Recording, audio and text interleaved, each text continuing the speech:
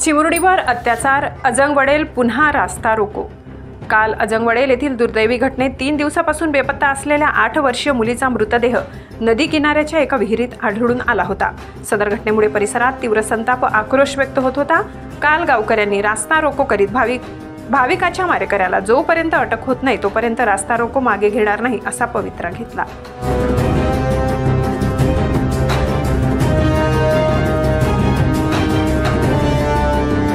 Police व प्रशासनाच्या मध्यस्थीने काल रास्ता रोको स्थगित झाला, परंतु धुळे येथे भाविकाच्या मृतदेहाची उत्तरीय तपासणी करण्यात आली, पण अजंग येथील ग्रामस्थांनी भाविकाचा मृतदेह ताब्यात घेण्यास नकार दिला। जोपर्यंत भाविकाला न्याय मिळत नाही तोपर्यंत मृतदेह ताब्यात घेतला जाणार नाही असा पवित्रा ग्रामस्थ नातेवाईकांनी घेतला।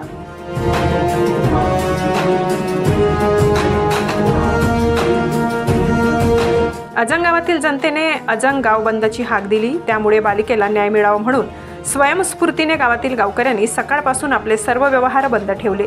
आज गावात कडकडीत बंद पाळण्यात आला। गावकऱ्यांनी सकाळी 10 वाजेनंतर सरळ नामपूर रस्त्यावर येत परत नामपूर रोडवर रास्ता रोको करून ठिय्या आंदोलनाला सुरुवात केली। या ठिकाणी पुन्हा तणावाचे वातावरण निर्माण झाल्याने मोठा पोलीस फौज तैनात करण्यात आला। त्यानंतर भाविकाच्या जन्मगावी म्हणजे चंदनपुरी येथे रस्त्यावर लोकांनी येत मुंबई आग्रा महामार्गावर रास्ता रोको आंदोलन केले। पोलीस व प्रशासन आणि वारंवार विनंती करूनही कुठल्याही परिस्थितीत ते तिथून हलत नसल्याने शेवटी पोलिसांना नाईलाजास्तव लाठीचार्ज करावा लागला। काही आंदोलकांना ताब्यात घेत थोड्या वेळात सोडून देण्यात आले। पोलिसांनी दिलेल्या माहितीनुसार भाविकाची उत्तर तपासणी इन कॅमेरा झाली आहे, त्यामध्ये कुठल्याही प्रकारचा अत्याचार भाविकावर झाला नसल्याचे स्पष्ट झाले। नागरिकांनी अफवांवर विश्वास ठेवू नये असे आवाहन पोलीस प्रशासनातर्फे करण्यात आले।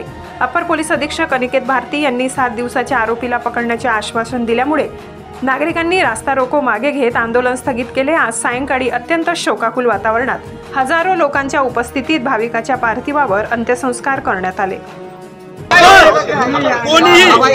कोणीही आपली घटनाला घालवून लागेल असं कृत्य करणार नाही।